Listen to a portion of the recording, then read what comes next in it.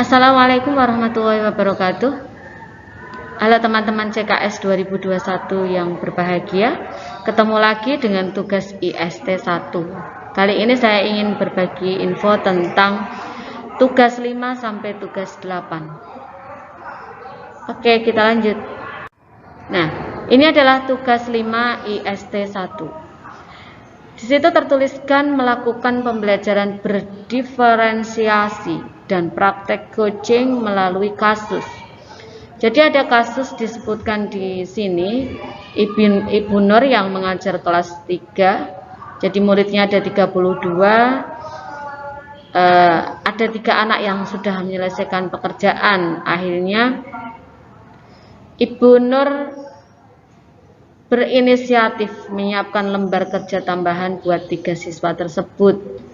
Nah, pertanyaan yang harus dijawab, kalau kita melihat yang sudah dilakukan oleh Ibu Nur tadi, menurut kita tepat tidak? Terus kenapa? Jika ya, kenapa? Jika tidak juga mengapa? Jadi kalau misalnya tadi 3 anak itu sudah selesai mengerjakan dan langkah yang diambil Ibu Nur adalah memberikan tugas kepada 3 siswa tersebut sehingga dia tidak mengganggu siswa yang lain. Nah, kalau misalnya Bapak Ibu menganggap itu benar, alasannya kenapa? Nah, kalau misalnya salah, kita mungkin punya alternatif yang lain. Sehingga pertanyaan yang kedua, jika kita itu sebagai Ibu Nur, apa yang harus kita lakukan? Jadi 3 anak yang sudah selesai mengerjakan itu, bisa saja kita memang berikan tugas tambahan sehingga dia bisa meningkatkan kompetensinya lebih dari yang lainnya dan kelas tetap aman, tidak mengganggu teman yang lain yang belum mengerjakan. Tetapi langkah yang lain juga bisa kita lakukan, misalnya karena dia sudah selesai. Nah, kita bisa memanfaatkan potensi dia yang pintar itu untuk mengajari teman yang lain sehingga bisa melakukan tutor sebaya. Dan pemikiran seperti ini bisa Bapak Ibu terserah sesuai dengan hati Bapak Ibu. Apa yang Bapak Ibu lakukan seandainya Bapak Ibu menjadi Ibu Nur. Nah, ini adalah instrumen pelaksanaan praktek coaching model TIRTA. TIRTA itu tujuan, I identifikasi, R rencana aksi, dan T tanggung jawab. Jadi untuk yang tugas 5 ini kita asik bersandiwara. Jadi role playing. Ada teman kita yang satu misalnya jadi kepala sekolah, yang satu jadi gurunya. Jadi kita melakukan supervisi. Kita belum supervisi ini ya, baru coaching. Kita melakukan pembimbingan atau pembinaan terhadap guru. Nah, di sini kita dalam melakukan coaching harus menerapkan langkah-langkah yang namanya langkah TIRTA. Pada saat kita pura-pura jadi guru dan kepala sekolah memanggil salah satu guru yang mungkin melakukan kesalahan, misalnya mengajarnya monoton, ceramah terus, atau gurunya malas berangkat kerja atau sering terlambat, atau gurunya pada saat upacara tidak mau hormat pada bendera. Masalah yang terjadi di sekolah itu harus kita selesaikan dengan praktek coaching ini. Jadi kita undang guru yang melakukan kesalahan tersebut. Jadi tujuannya kita mengundang seperti apa? Jadi kita tanyakan sehingga kita dapat mengetahui kenapa mereka melakukan hal tersebut. Terus identifikasi. Jadi kita akan mengidentifikasi masalah-masalah yang terjadi. Kenapa? Sumber masalahnya apa sehingga kesalahan itu bisa dilakukan oleh guru yang kita panggil. Terus rencana aksinya seperti apa? Setelah itu, setelah ada rencana aksi, yang akan kita tindak lanjuti dari komunikasi antar kepala dan guru tadi, maka tanggung jawab berikutnya apa yang harus dilakukan oleh guru yang melakukan kesalahan itu. Jadi untuk tugas 5 ini asik ya kita sandiwara. Jadi menanyakan kabar guru yang melakukan kesalahan tersebut, terus menanyakan kenapa dia melakukan hal itu, apa saja masalah-masalah yang terjadi, terus bagaimana kalau hal itu dilakukan terus, atau rencana selanjutnya agar mereka jadi baik seperti apa, dan tanggung jawab yang harus mereka jalani sehingga tujuan yang diharapkan oleh kepala sekolah ataupun guru tersebut berhasil. Untuk yang tugas 6 ISD 1 ini pun sama, mensimulasikan kegiatan supervisi guru dan tendik. Jadi ada 3 latihan ya, 3 role playing, 3 pura-pura jadi guru dan kepala sekolah, jadi guru dan tendik bagian administrasi atau pengarsipan, dan satu lagi jadi kepala sekolah dan bagian keuangan. Jadi proses supervisi ini tidak hanya dilakukan kepada guru dengan menggunakan instrumen-instrumen yang sudah biasa kita lakukan, ada perencanaan, pelaksanaan hingga evaluasinya seperti yang di supervisi guru, tetapi supervisi ini yang dilakukan oleh kepala sekolah juga dilakukan pada tendik. Jadi bagian pengarsipan apa saja yang harus diteliti,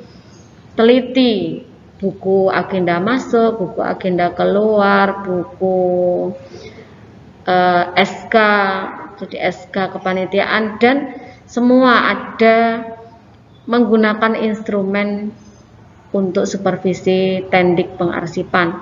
Juga melakukan role playing kepala sekolah dengan bagian keuangan atau bendahara. Di situ kita juga menanyakan mana buku kasnya, maka buku pembantu pajak, buku pembantu bank, dan semua data yang ada di instrumen. Jadi kita pura-pura menjadi kepala sekolah dan mensupervisi guru, tendik bagian pengarsipan ataupun keuangan.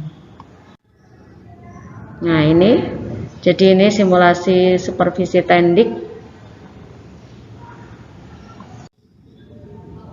Nah, untuk yang tugas 5 dan 6 ini role playing. Kalau untuk yang tugas 7 ini adalah pengembangan kewirausahaan, sudah masuk pada kompetensi kewirausahaan. Di sini bagaimana cara kita mengembangkan kewirausahaan dengan 7 kompetensi yang 7 aset sekolah yang dimiliki.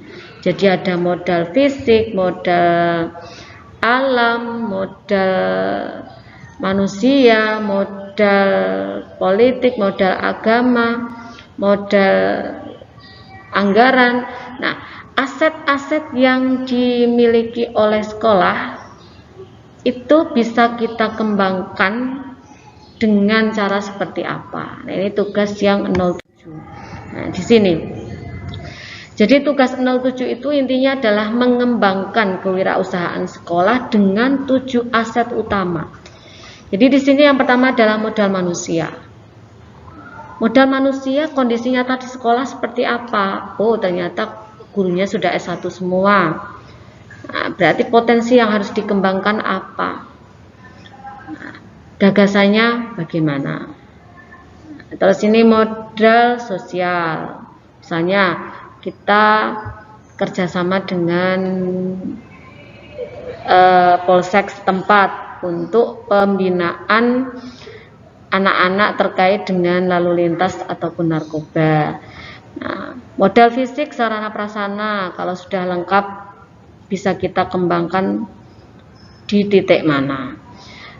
Modal lingkungan alam, misalnya ada sekolahan yang mempunyai kebun ketela atau kebun pisang. Nah, modal alam ini bisa kita kembangkan potensinya, berarti hasil dari tanaman bisa dijual untuk tambahan anggaran di sekolah. Modal anggaran ini pembiayaannya kalau sudah bagus yang harus dikembangkan di titik mana. Modal politik dan modal agama serta budaya.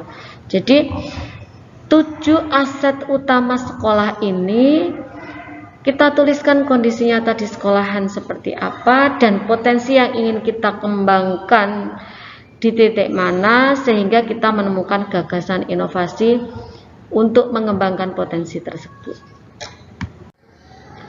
Tugas 8 IST1 ini ada kaitannya dengan tugas sebelumnya dan nanti di tugas 9.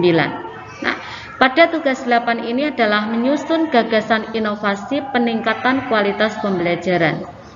Jadi permasalahan-permasalahan yang di sekolah kita masing-masing pada tugas saat untuk menentukan masalah utama pada tugas 3 OJT1 itu kita kembangkan lagi di sini di tugas 8 IST1.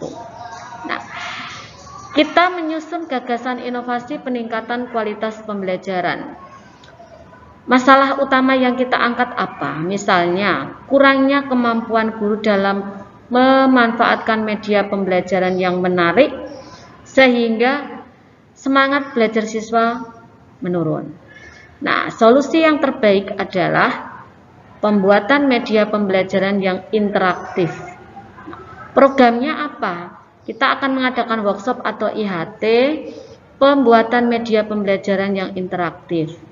Langkah-langkah yang harus dilakukan, persiapan, kita koordinasi dengan kepala sekolah, rapat dengan dewan guru, pembentukan panitia, sosialisasi, dan lain sebagainya.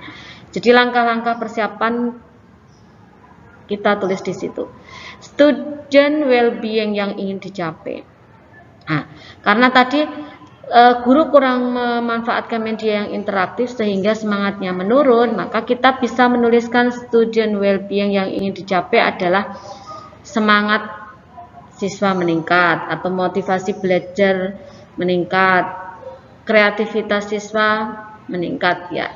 Silahkan Bapak Ibu menuliskan kebahagiaan murid yang ingin dicapai apa. Nah, ini adalah tugas 8. Dan kita lanjut nanti di tugas 9 pada video yang berikutnya. Dari saya, jika ada kesalahan mohon dimaafkan. Wassalamualaikum warahmatullahi wabarakatuh.